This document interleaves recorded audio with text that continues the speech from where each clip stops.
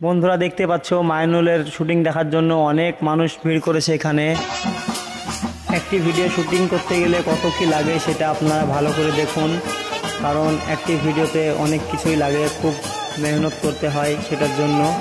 আর সেটাই করেছে আমাদের মাইনুল ভাই। একটি ভিডিও বানাতে গেলে অনেক পরিশ্রম করতে হয়, তারপরে গিয়ে একটা ভিডিও হয়। তো দেখুন এখানে কিভাবে ওকে বোঝানো হচ্ছে যে টেকটা কি করে দিতে হবে।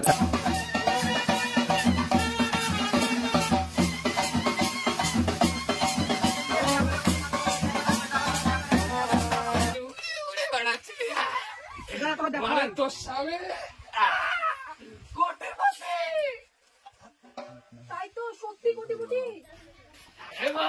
কি হয়েছে? ব্যাংক পেটিয়ে নাস্তা করেছিল নিশাটা বেশি করে ফেলেছে নাকি আজকে?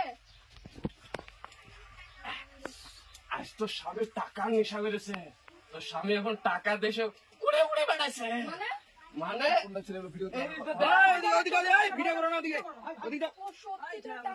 আরে বাবু এদিকে যাও।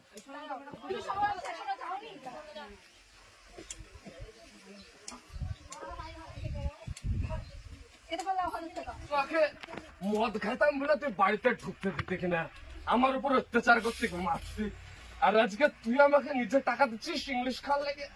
আরে আমার মধু জান রে।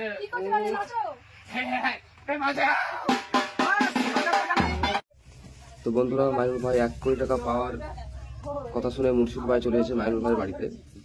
তাও কোনোদিন আসেনি। আর এদিকে দেখছো অনেক দর্শক কিন্তু দাঁড়িয়ে দাঁড়িয়ে আমাদের ভিডিও শুটিং দেখছে। এখানকার লোকেশনটা কিন্তু অনেক সুন্দর।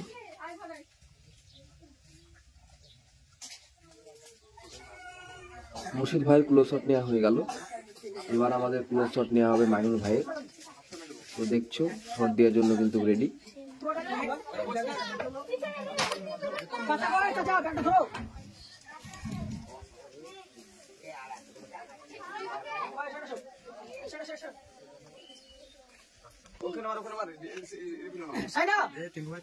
তো বন্ধুরা, এই লোকেশনের ভিডিও শট আমাদের হয়ে গেল।